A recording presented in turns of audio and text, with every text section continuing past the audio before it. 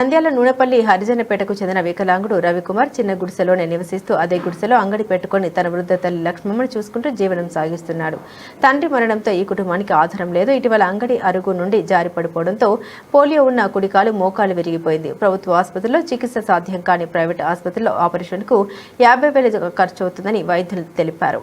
నెలకు వచ్చే 6,000 పెన్షన్తో జీవనం కూడా కష్టంగా ఉన్న ఈ కుటుంబం మీ సహాయం కోసం ఎదురు చూస్తుంది. దయచేసి దాతలు ముందుకు వచ్చి మీకు తోచినంత సహాయం చేయవలసి కోరడం జరిగింది.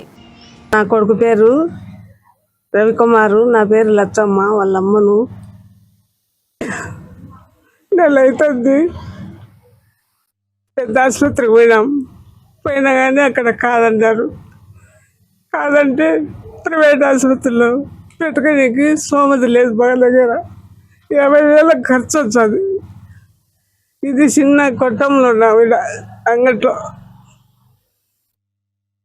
ఎవరన్నా దాతలు ఉంటే సాయం చేయమని అడుగుతున్నారు.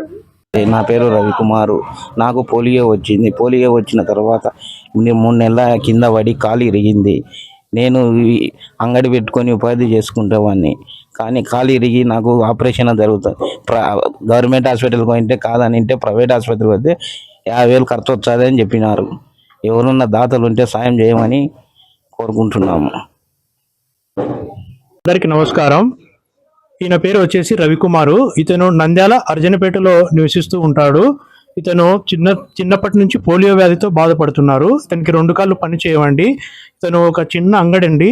ఈ అంగట్లోనే అక్కడ అంగట్లోనే ఉంటారు. మళ్ళీ నివాసం కూడా ఇదే. నైట్ ఇక్కడ కూడా పండుకుంటారు. కానీ ప్రమాదవశాత్తు ఈ అంగట్లో ఉన్నప్పుడు ఈ అరుగు మీద నుంచి కింద పడ్డారండి. కింద పడడంతో ఇతను మోకాళ్ళు దగ్గర కాలు విరిగింది. మోకాలు ఇక్కడ 2 చీల్లాయి అని చెప్పారు డాక్టర్లు. కావున ఈ ప్రైవేట్ హాస్పిటల్కి వెళ్ళారు. అక్కడ ఆపరేషన్ చేయాలని చెప్పారు. ఒక 50,000 రూపాయలు ఖర్చు వస్తుందని డాక్టర్లు తెలియజేశారు. కావున ఈ నిరుపేద వికలాంగునికి అయినటువంటి రవి గారికి మీరు దాతలు మీ వంతు సాయం చేయవలసిందిగా కోరుకుంటున్నాము. దయచేసి ఈ కింద కనపరిచిన ఫోన్పే నంబర్కు మీ వంతు మీకు తోచినంత సాయం చేయండి. అది 1 రూపాయిని కావచ్చు, 2 రూపాయలు కావచ్చు, 100 కావచ్చు, 200 కావచ్చు. మీకు ఎంత తోచినంత మీకు సాయం చేయండి. ఒక 50,000 రూపాయలు అయితే అతని కాలు ఆపరేషన్ జరిగి నయమవుతుంది. మళ్ళీ తిరిగి అతను అక్కడ కిరాణా కొట్టు పెట్టుకుంటాడు. కిరాణా పెట్టుకొని తన ఉపాధిని మళ్ళీ నడుపుకుంటూ ఉంటారు. వాళ్ళ అమ్మ కూడా పాపం ఆమె వృద్ధురాలు. చాలా ఎక్కడికి వెళ్ళి పని చేయలేని పరిస్థితులు వాళ్ళు. దయచేసి అందరూ సాయం చేయవలసిందిగా కోరుకుంటున్నాము. Thank you.